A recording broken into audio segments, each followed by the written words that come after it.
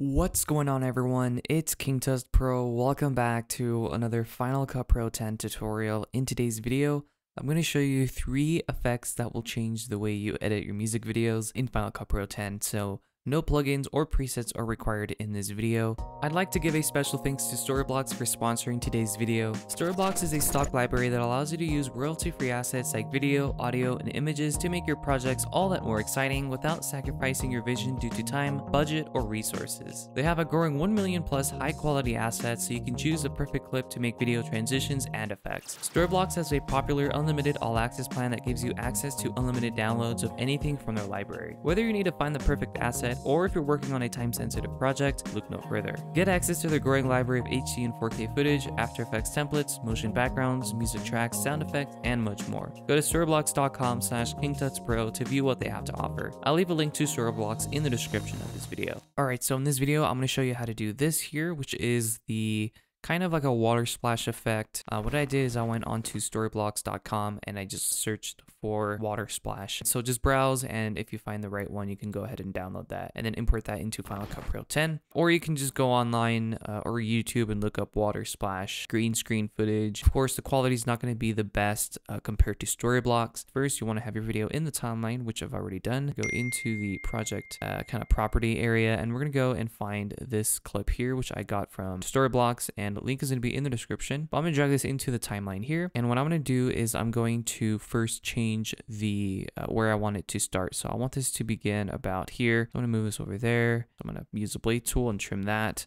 And I'm going to select the top clip and go into blend mode, and we're going to change the blend mode to this from normal to screen or add. Personally, I like screen, looks the best. We're going to go into the transform tool. We're going to move the playhead to the beginning, choose a spot in the video where we want the actual splash to happen, and I want that to happen right on his kind of bracelet. So what I'm going to do is I'm going to move this here right above his bracelet chain, and I'm going to rotate this. So from there, what I'm going to do is move the playhead at the beginning. And now what we're going to do is we're going to move this again. So move it over, and we're going to add a keyframe next to position, or you can add one over here. This will add it to everything. And once you're there, what we're going to do is hold shift and press right on the arrow key, and we're going to move this back here.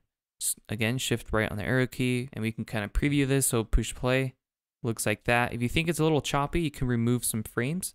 So just right click on that video, go to show video animation, and we can delete a couple of these points. So it looks a little smoother like that. Super clean. Go into the color inspector tab.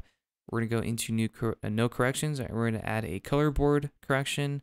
We're going to hit this little down arrow button, and we're going to add a color mask. Then what we're going to do is we're going to move the playhead to where you can see the splash. Click and drag until you can only select this here. So the rest will disappear. Make the selection again. Okay, so once we're here, what we're going to do is then go into the inside mask here, and we can change the color of this. You can make this pink. Looks pretty good. So if we go back and push play, it looks like that.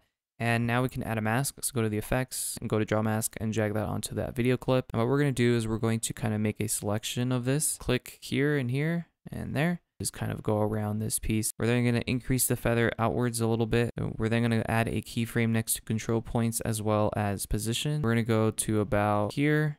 And this is where we can just move this piece all the way up on those points like that.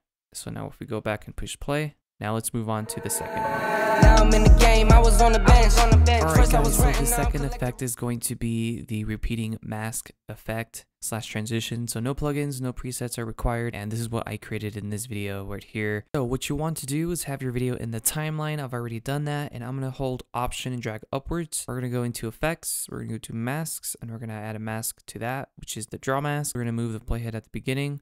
We're going to click once, and here you can be fairly precise if you want the effect to be really good. In this case, I'm just going to go over it really quickly here just so you guys can get an idea of what you can make with this. So we're going to add a keyframe next to control points, and we're also going to add a keyframe next to transforms under position. So add a keyframe there. So once we're here, what we're going to do is we're going to press right on the arrow key while holding shift, and this will skip 10 frames. And you can of course adjust these control points to match them to your subject in case he moves, which he does. So I'm going to, move this a little bit, and don't worry about it moving too much and getting everything too perfect, because we're going to be adding a feather to this. Alright guys, so I have the subject masked out a little bit like this, and again, it's nothing crazy, it's just something very quick and simple. But once you're happy with the result, what you want to do is hold Option, drag upwards. So this clip here is going to be the one where we can actually have it zoom in into the freeze frame, but it's not really a freeze frame because it's an actual video clip. So go to transform and go to position and just drag this to the left outside of the frame. We're going to add a keyframe next to position, and we're going to go about 5 or 7 frames. Probably 7. Click on the X axis and type in 0 and click OK. So now if I push play, it's going to look like this. So once we're done with that, all we've got to do now is hold Option and just drag upwards to make a copy. And then right where this piece ends, which is about here, we're going to move the top piece right there. So it starts all over again. Zoom in here and get it perfect. That's good there. So if I push play, and we can just keep doing that. So hold Option and drag upwards. And right as this one finishes, just about here, we're going to move this one over it right here. Looks something like that. And it's going to create a ghosting effect, as you can see. Now I'm in the game, I was on the bench.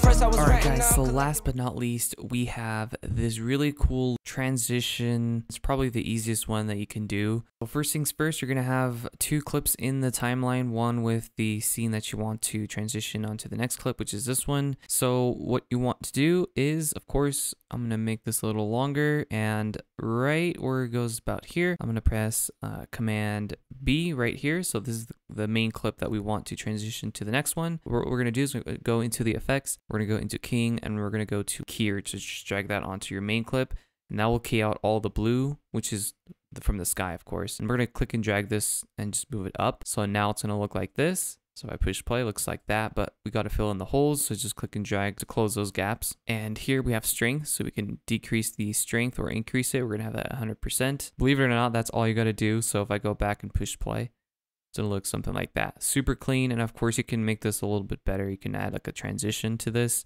So you can go into the built-in transitions, do movement here, like this in like that, and push play. Looks something like that. Super cool. And you can also move this wherever you want.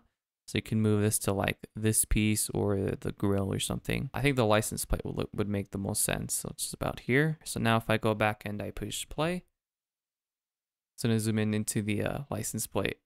It's pretty cool.